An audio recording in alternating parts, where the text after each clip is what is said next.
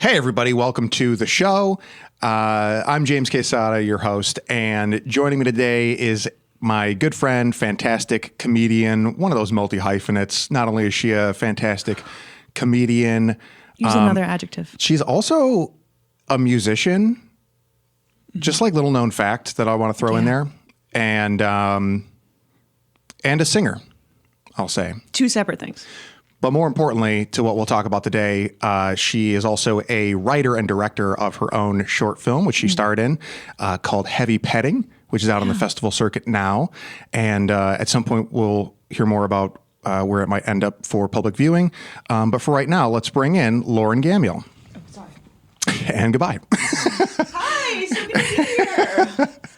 Wow. Yeah, thanks for chatting. Yeah, I'm so excited to be here on Good Hang. This Is this Good Hang? Unnamed project. Let's call This it. is not Good Hang. Yeah. This is Bad Hang with James Quesada. No, I'm sure that you have Good Hang and Smartless and like the whole circuit. Yeah, they're lining up. They're lining up for the. I thought this was Good Hang, so I was gonna I'm not gonna have like a coffee then. No, this is Good Ones. Is that one too? Good Ones. This is Hot Hang. Hot Hang with James Quesada. Yeah, you're like, welcome to the show. Good Hang is Amy Poehler, right? Yeah. But there is Good One too, right? Or Good Ones? I thought you were talking about Hot Ones. We could have Hot Hangs. I think this should be Hot Hang. Hot Hangs. I like that. Yeah. Hot Hang. We'll add some extra S's. I was going to say Subway tapes. Just to separate Hot it. Hangs.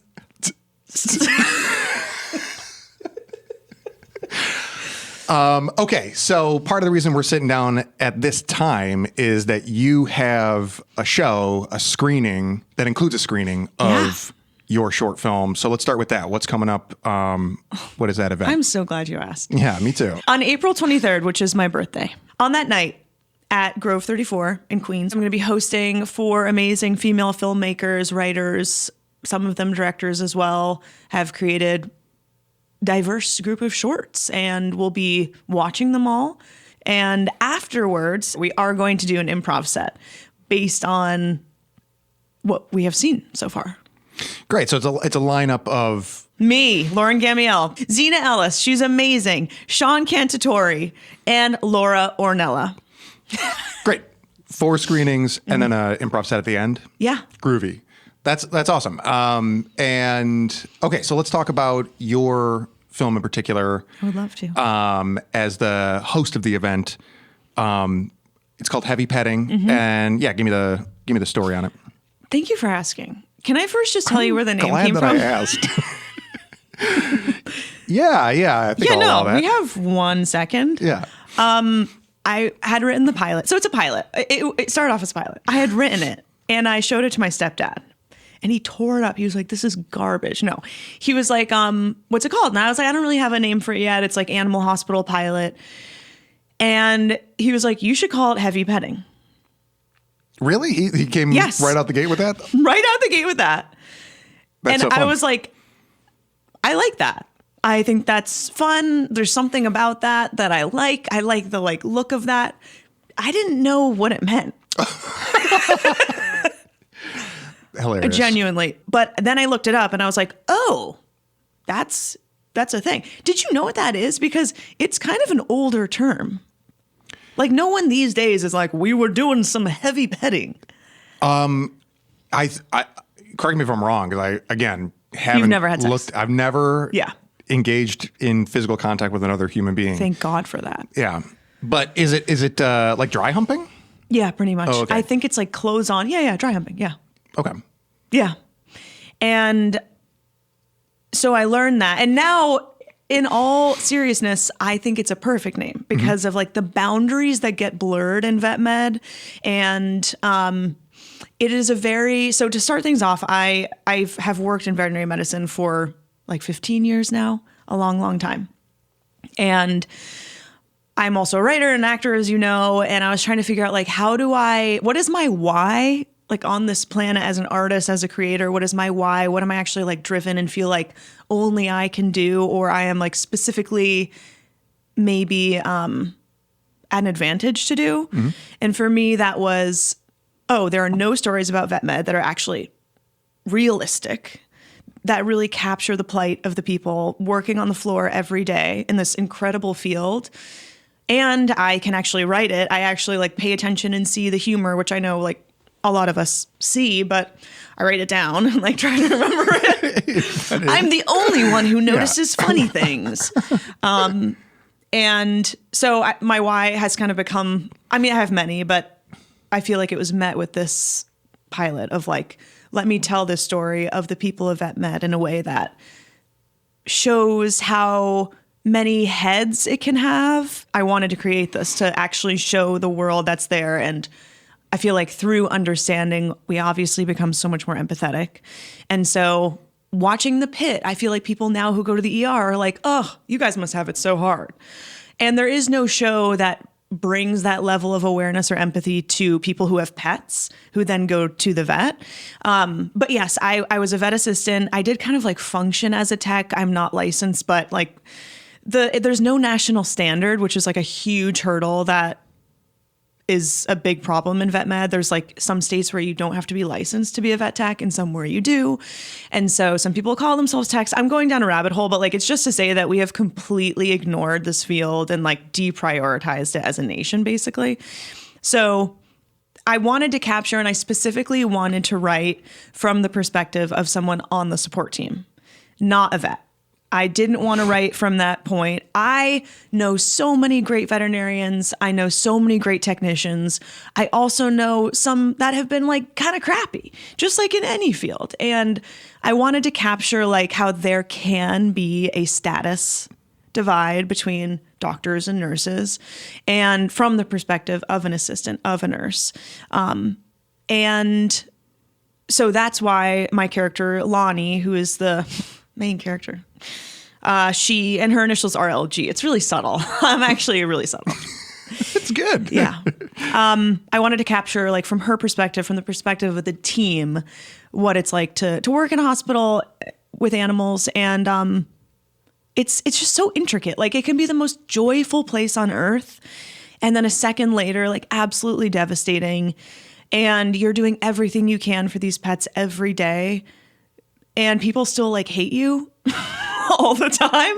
Yeah, the pet owners. Yes. Yeah. Because you're handling their precious babies. Yeah. And a lot of people are high maintenance about that. Yes, I would say it's really similar to pediatrics in that way, because these are people's children, but their children cannot speak, and you're taking care of their child who cannot express themselves to anyone. So you're like trying to advocate for them while also understanding what the owner wants, while also advocating for yourself and your standards as a profession, while also trying to meet business goals. And ultimately, you're doing it hopefully in like 15 to 20 minutes. So it's very, very stressful. And people care, obviously, so much about their pets. And the reason people go into vet med is because we're sensitive, empathetic people. We want to help. We love animals. And then to be a sensitive person in an environment where you're getting constantly barraged. Is that a word? Or Sure, is it barrage with beratement. With beratement? Yeah. Yeah, with just from every angle is like, I wanted to capture how that can also sometimes be really funny.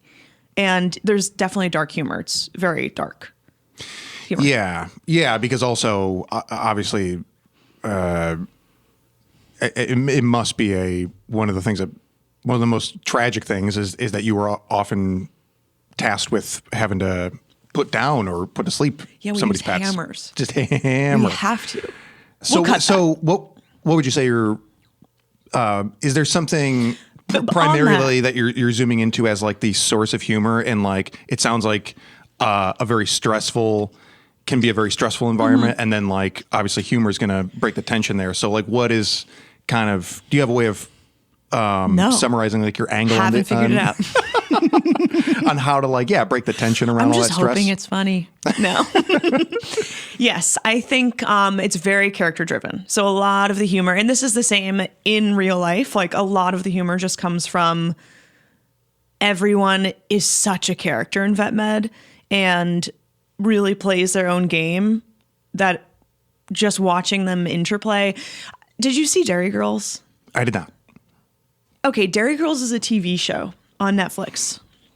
Lisa McGee, I think. Anyway, very character driven. Like there are scenarios that you just put these characters in and they become funny because everyone has their own goal and their own wants and their own game that they're playing. So a lot of it is that, and focusing on the growth, since it's only in 6 minutes, focusing on the growth of this short of Lonnie from point A to point B, just trying to capture like a little bit of a change in her. So she goes from very insecure and like not confident to becoming more confident at the end, while we see everyone else kind of dealing with the daily stressors in their own way. But on a broader scale, the actual pilot deals with a broader arch of like a goal for the team, which is to unionize, and some just very hilarious scenarios with owners and things that they do, and also interplayed with loss and sadness. And there are moments of real extreme sadness in the pilot that I love because they're so real. Like you can have to go into a room and euthanize a pet and be there with a family, and then you have to go and deal with like how awkward it can be to bag that animal, and like, oh gosh, I almost dropped something. Oh, okay, let me take that out. And then you have to go back up and it's a new puppy exam and you have to be like, hey, congrats. And that whole change is just so interesting that we go through multiple times a day sometimes. I also do want to just quickly call out that a lot of people think that euthanasia is the most stressful part of vet med, and why there's actually such a high suicide rate in vet med. It's actually like 4 times higher than the general population. Wow. Yes. And a lot of people think that that is because of euthanasia. And I think when you see business owners who are not vets, or when you see people who are like, oh, it must be so hard. Of course that's hard. But that just says to me that they really don't understand what's actually hard about vet med. Euthanasia is offering a peaceful end of life for a pet that really is suffering. So in some ways, it is a gift to be able to offer that. I would say for many people in vet med, euthanasias are not at all the most stressful part. Maybe even their favorite part. Maybe even their favorite part. It's a gift. It's a gift. Some people are like, let me get in there. You think he should die today?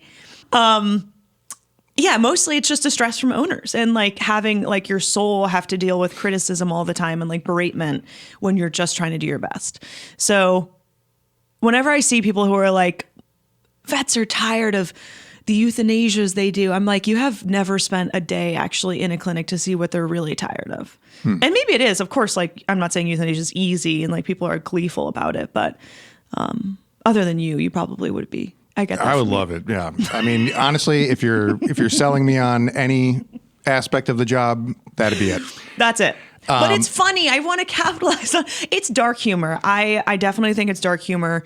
I love dark humor. So it captures the full gamut. I would categorize it technically, yes, as a comedy. If I could say dramedy in terms of the whole pilot, I would. But yeah, I'd say it's a dark comedy. Can't say drama. It's a dark comedy. No one can say that. We can't say that anymore. But also, so let's talk about the fact that it's a short and it's a proof of concept, and that's like a very specific, like a specific plan of attack for making a film. Like Yes. how is that? Like, walk me through. How you kind of like choose which 6 minutes to make, and then like actually how you take that out and showcase it and submit to festivals, and like what the hope is that will come of that strategy. Yeah. So I owe all of that. So originally it was a pilot. I had a full pilot. I was like, I want to shoot this. And then I met with someone named Emily Kordovich, and they are amazing. They became my DP and co-director for this short.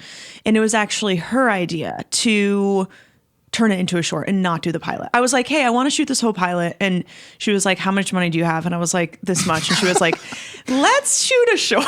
Yeah. Yeah. All right. How much money do you have? Yeah. Is the first question. And that's what I loved about them. That'll get you 6 minutes. Yeah. She was like, okay, we could shoot maybe 5 seconds of vertical content on your phone. But that really is like, again, part of the decision making, right? Is that like when you have an ambitious goal to either develop a series or a feature film. And you could do a pilot. It's like you have to kind of like compromise somewhere before you're fully funded, but also create something that you can point to be like, this is the potential of it. Exactly. So where are you going to make that was cuts? The goal. And she had that great idea. And she was like, just take one of your characters from point A to point B. Keep it simple. So I actually wrote a whole new short. None of this is in the pilot. It is, totally new material. I used the same general characters so that everyone could have their game and like their development, but completely different like scenario. And I wanted to just keep it simple. And I even when I was pitching it to people, I'm like, I'm not trying to make the most beautiful short on earth. I'm trying to show you what the show could be. And I feel like this does it. So when we were lucky enough to get into a few great festivals, like I wasn't like, oh, I hope we win best direction. Like, I think we directed it really well. But mostly I was like I just want this to be a show and I want to show you what we can do. So, and it's like a foot in the door to start the conversation about like, well, great. What do you want to do with this? And you have a reference point to start building a pitch around. That's exactly what it is. Yeah. So we went to Series Fest last year, which was amazing. And that's a festival totally dedicated to episodic content, which is really neat. Can I ask what is the general feeling? Was this your first time doing this kind of process, like going to festivals? Yeah. So how is it like networking and also like finding those moments with looking for the right people and the right moment to like pitch? How is it's that? really challenging. Yeah. Like I should say it's amazing. If you go to the right festival, like it's so easy to network with other people like you, creators. But in terms of like pitching it to people who want to make the show, it's very hard to do if you don't have someone to advocate for you and someone to set up those relationships. So I am still at the point where I'm building that, and part of like screening it and inviting people and, having like my reps invite people. And I'm still just like trying to build those relationships to even pitch it. It's also, I feel like, and I have pitched it, but like to continue doing it more. I feel like right now, people say this about every industry, but right now is a tough time in TV and film. Yeah. It's like very hard to get money and funding for projects. So I really believe in independent funding and independently just like making what you want. I have another pilot that I'm just like gonna shoot, hopefully in the next year or two. And like the Duplass brothers are amazing at this, and they just make their own stuff, and then like they're not waiting for studios to greenlight them. And the other thing that I was reminded of as we were preparing for this, I was like, oh, let me search for the short somewhere online. And then I was like, oh, it's not posted anywhere publicly. Couldn't find it anywhere. Couldn't find me anywhere. I was like, I think Lauren's been lying to me. I don't even know if that's her name. It's not publicly available yet. But yeah, so I went looking for it and didn't find it. And then I obviously remembered that like, oh yeah, that is part of like keeping it on the festival circuit and keeping it as a proof of concept, is that it is like more of, you have to protect it to some degree. Right. The visibility of it. Every day I worry that someone is going to be like, we did it. We made our vet med show. Like, it's coming out on Fox. And it's a multicam. And it's written by the guy who directed Jurassic Park. Yeah. But yes, I do worry about that all the time. Like that it's going to just happen and it's not going to be like, that is the one thing I'm trying not to be precious about it, because I've written other things, I'm working on other things, but this is definitely like my soul project. But I'm also like, don't be precious about it. Like that's like the number one rule if you want to stay sane in comedy and as a writer. But your question. Well, oh yes, it's not publicly available. Right. You have to protect it before you put it out publicly. And festivals have rules. They actually like have rules about this, which I was such a noob. I feel like I've discovered this like just by doing it, but a lot of them are like, cannot be publicly available.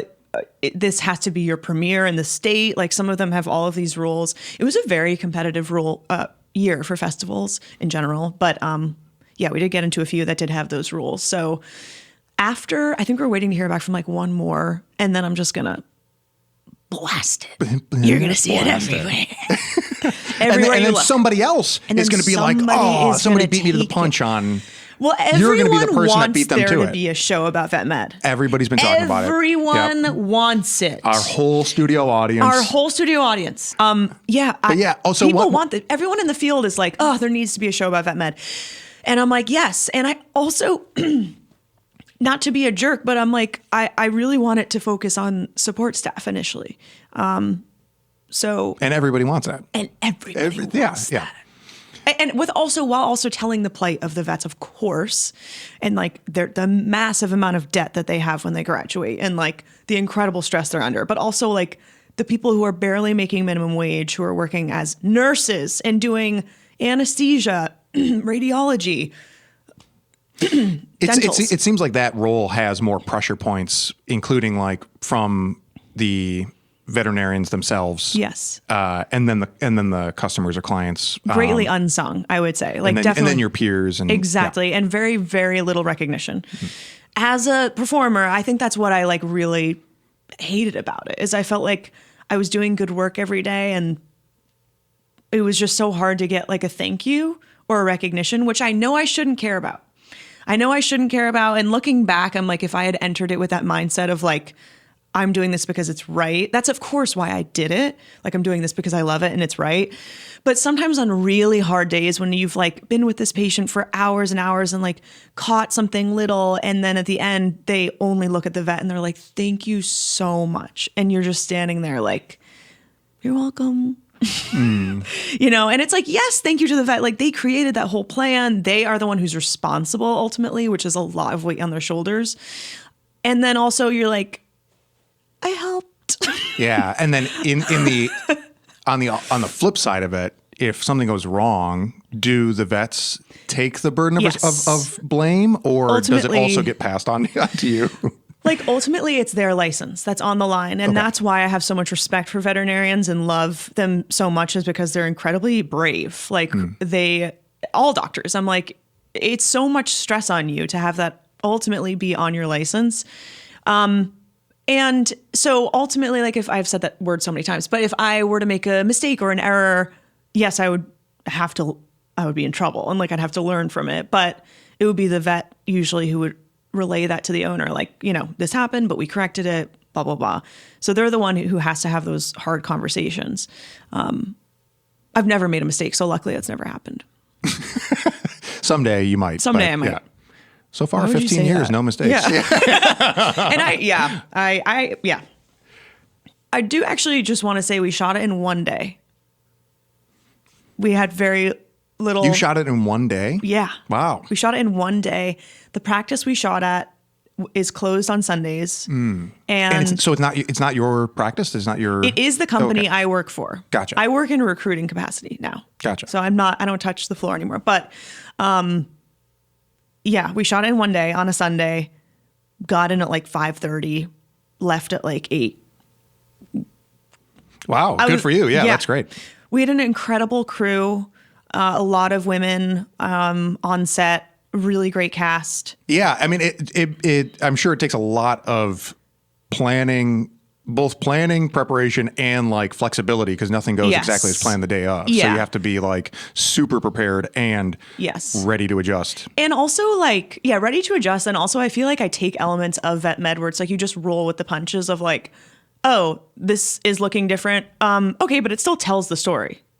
So Yeah. that's okay. Yeah. I'm not going to be like, oh no, like, so that was very much just like, let's like do it. And we had a rehearsal the day before, so we had totally blocked it out, and I blocked it out with the actors and made sure they understood like their characters. It's very important that everyone started their character at 70%, because we only have 6 minutes. So you can't start at like 0 and then get to 100 at the end.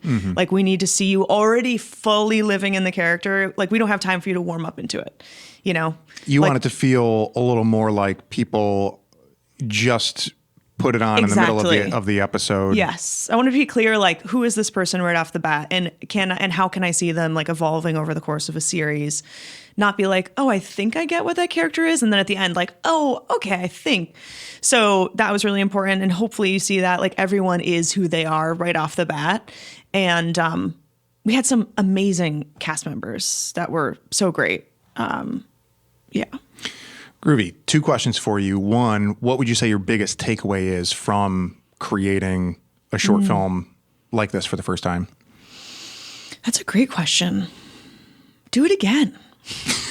Just do it as many times as you can. I'm going to keep asking it, and then when you're ready, just find like it's like. No, I'm serious. You're kind of timing That's my takeaway. You're. No, I'm not telling you to do it. I thought your response was, great question. I want to hear it again. I want to hear that question again. I thought they were asking me to vamp, basically. That's so funny. No, seriously, my biggest takeaway and like things that I talked to create executives that I was connected to, they were like, just keep making stuff. Mm-hmm. Don't just make the one thing and be like, when's someone going to buy it? Like no one is attracted to that.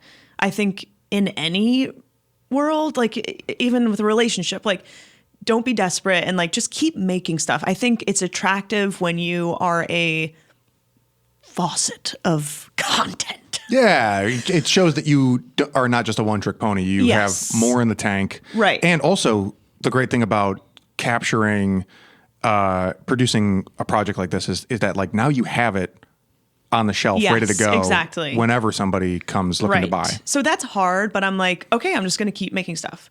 And so that is honestly my biggest takeaway. Like make more, try to make as many shorts as you can. They're great pieces to share with people and give them a sense of your style and your writing. Yeah. And I'm sure it gets better and better every time, like refining your process. And like you said, how it all began is kind of like looking for your voice. Yes. And then my other takeaway is hire a producer. Yeah, I mean it's a lot. It's a lot to do the writing, the direction, and the starring in. Yeah, and producing it. Yeah, production is just So at the end of the day, when I finally was like, okay, now it's time for me to act. It was like, okay, great. Let me switch my brain totally over and remember who this character is, and we have 5 minutes to get this take. So it's really tough to do all of that. So I would love to remove one thing, and I think that would be production. Yeah, truly. Even this unscripted conversation with someone who I know very well, and also just setting up like podcast cameras is like, and a whole who are now dead. Even that is like, God, like for like a 20-minute conversation, I can't imagine doing all of that. It demands a lot to be able to do each of those things at the same time and to the fullest. Yes. Yeah. Yeah, totally. And like I like to let my brain enjoy the creative stuff and enjoy the direction and like what's the theme here and where do I want this to go? But then to also be like 7 a.m. arrival time. This is the address. Here is the best directions to get. It's like, and to be the voice of the person who's like keeping you on track and everything. Yes. It's like, it's nice to split. Yeah, duties. I would love to like have someone else be that person. So now I am talking to producers for my next project. And I'm like, can you just do all of that? I know I'm good at it, but that doesn't mean you should do it. Yeah, totally.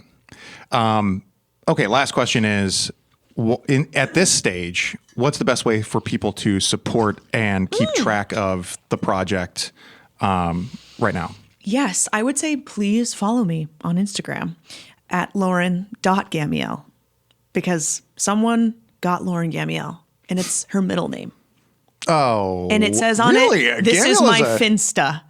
And I'm like, your middle name is Gamiel. My last name is made up. Like we changed it at Ellis Island. So how is that your middle name? Anyway. So don't get mad. Don't follow that account. Don't get mad. But yeah, if you could follow me, that also, is if where you receive DMs from a Lauren Gamiel, that's a Finsta. That is a Finsta. Look for Lauren.Gamiel. Yes. And you have a page for the I do. It's Heavy Petting Film, at Heavy Petting Film. So follow those. I have been honestly thinking about doing a Seed and Spark and shooting the whole pilot. I have been thinking about that. So if you follow me on those, like you'll see if that happens. Me and Emily talk about it, and I'm like, should I just crowdfund to shoot the whole pilot? Yeah, that's definitely one way to do it. And probably, I feel like that is the direction things are moving as it does. As the industry does face these challenges, like the money is hard to come by from studios and the, otherwise usual sources, but it is turning a lot to like building an audience who can support you directly. Yes. So for sure. I will say, just for the world to know, if you are like a veterinary corporation or veterinary brand and you want to help me make this show, Your money is welcome here. your money is welcome here. Because like, honestly, like we would partner with a good corporation who wants to give us $30K to make a show and to make a pilot. And then we like include some of their advertising in it, or Yeah. People would associate that project with and a we'll good make it a company, terrible work environment, and then we'll associate it with them. That's the tricky thing, because I shot it at my job, but I like covered up everything that had to do with my job, because I'm like, this is not a representation of this company. Yeah. Well, great. So Grove 34, Thursday the 23rd, Lauren's birthday. 7:30 p.m. 7:30 p.m. You go to Four amazing shorts. four Go to dinner amazing before. shorts, including heavy petting. Yeah. Go to grove34.com for more information and tickets. I'm so excited. And thank you for having us there. I am looking forward to it so much. I can't wait. Lauren Gamiel. James Quesada. Nicely done. Great to see you. Nicely done.